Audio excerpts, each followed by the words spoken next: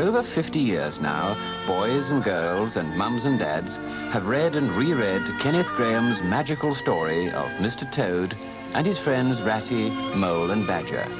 4 animals who were sometimes so stupid and sometimes so wise that they were just like human beings. For those who've not yet had the pleasure of their company, and for the thousands who'd like to meet them again, this is the story of The Wind in the Willows.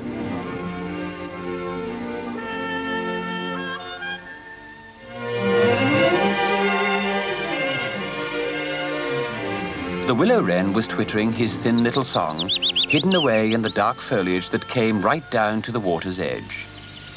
Though it was past 10 o'clock at night, the sky still retained some lingering skirts of light from the departed day, and the cool fingers of the short midsummer night broke up and rolled away the sullen heats of the torrid afternoon.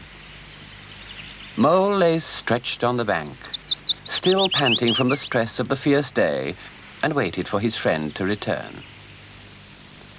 The water rat had been sitting up late with his friend the otter.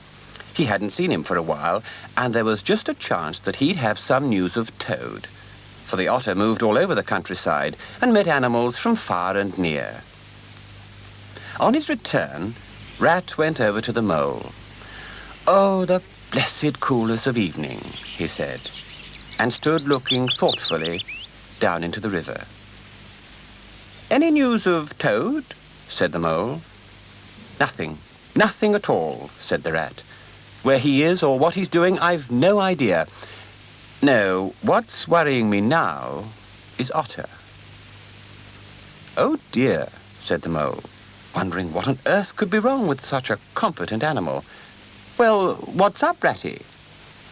"Well, it's little Portly," said the rat, referring to the youngest member of the otter's family. "He's missing, and been gone for several days. I sat up late with the otter tonight, and I can tell you they're very worried indeed.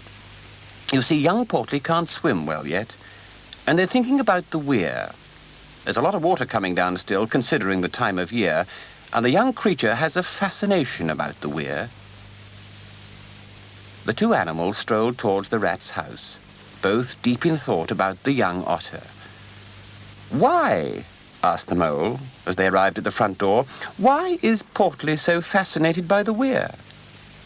"Well, it was there that his father taught him to swim," replied the rat, "and he caught his first fish there. Apparently he loves the spot, so Otter goes there every night and sits on that gravel spit near the bank and watches, just on chance." They were silent for a time, both thinking of the same thing. The lonely, heart-sore animal crouched by the ford, watching and waiting the long night through, just on chance. "Rat," said the mole suddenly, "let's forget about sleep tonight. Let's take the boat out and paddle upstream. The moon will be out soon, and then we can search. It'll be better than just going to bed and waiting." "Just what I was thinking myself," said the rat. "We'll never sleep in this heat anyway. Let's be off, and right away." Out in midstream, there was a clear, narrow track that faintly reflected the sky.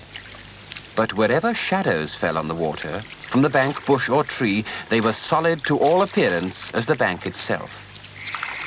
The night was dark, but not deserted. It was full of small noises, song and chatter and rustling, telling of the busy little population who were up and about in the heat. And then, as they rode, at last, over the rim of the earth, the moon lifted with slow majesty till it swung clear of the horizon. Now meadows and gardens, and the river itself from bank to bank, all softly disclosed, washed clean of mystery and terror, and their old haunts smiled at them, awaiting recognition in their shining white apparel. Fastening their boat to a willow, the friends landed in this silver kingdom, and patiently explored the hedges, the hollow trees, the runnels and their little culverts, the ditches and dry waterways. They worked their way slowly up the river, mooring the boat and searching, then moving upstream again and searching some more. The moon gave what help she could from a cloudless sky, until the hour came when she sank to earth reluctantly and left them. The mole was sculling with gentle strokes, just enough to keep the boat moving and scanning the banks on either side with care. Dawn was breaking, and the rat suddenly sat up and listened with a passionate intentness.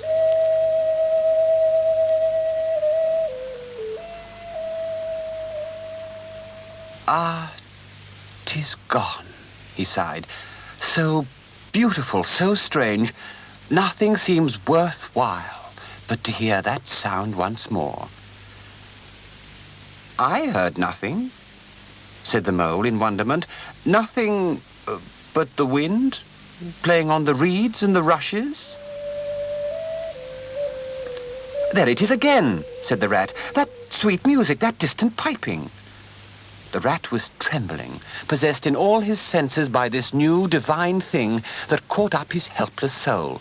"Row on, mole, row on," he cried, "for the music and the call must be for us." And the mole rowed on, this time in haste, thinking at times that he heard a faint piping, but not sure what it could be, and still wondering what had transformed the rat. "Now listen," said the rat. So they sat motionless in the boat, close by the bank where the purple loosestrife kissed the surface of the water. "Now you will surely hear it."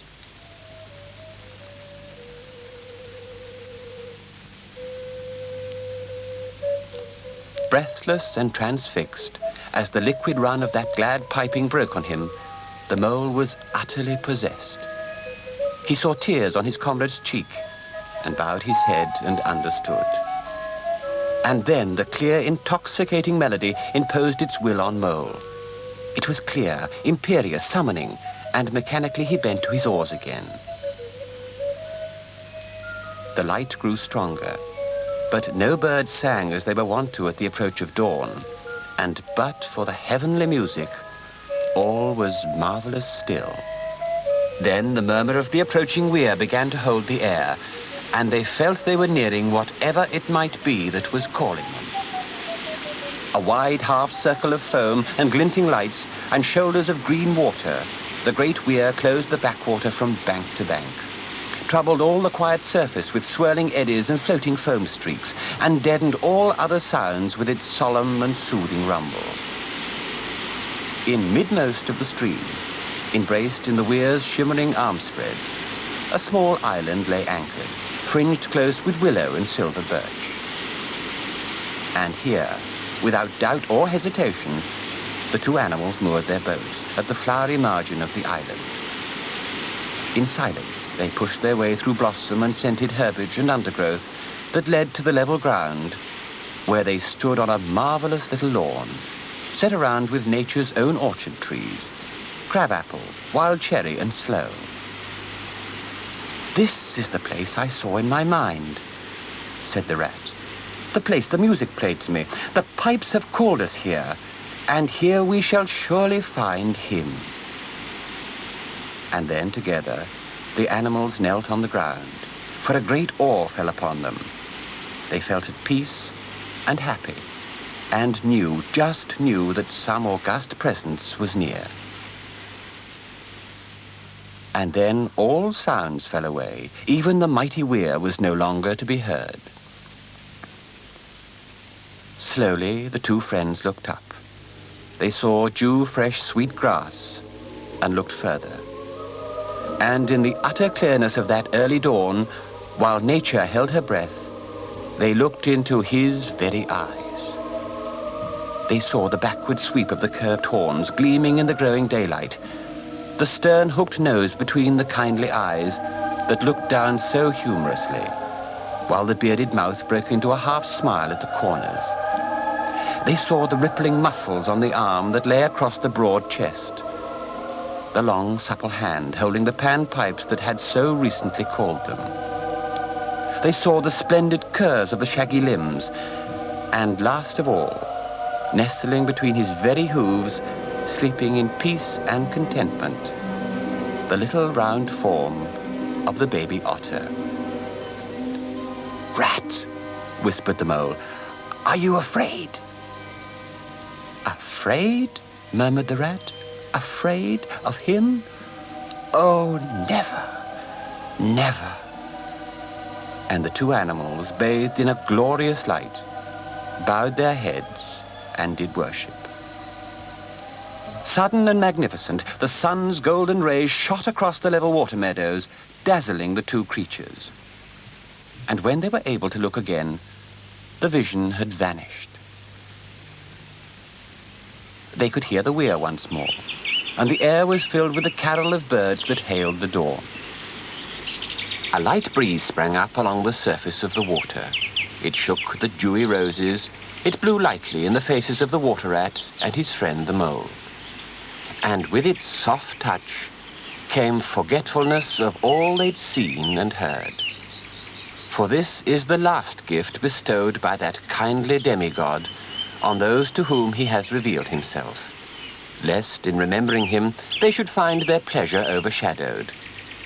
Forgetfulness that they might be happy and light-hearted as before. More than an hour later, in the bright sunshine of early morning, the rat and the mole set off sleepily for home. The birds sang, the flowers nodded, and on the far bank the otter, his arm tight around his little son, waved them a joyous and happy farewell. "I feel strangely tired," said the rat, "with a faraway music playing in my ear. I wonder just what it can be." "Yes, I wonder," answered the mole, "for I can hear it too, and something else has been puzzling me. On the island where we found Portly, I saw in the ground some hoof marks, as if some great animal had been there."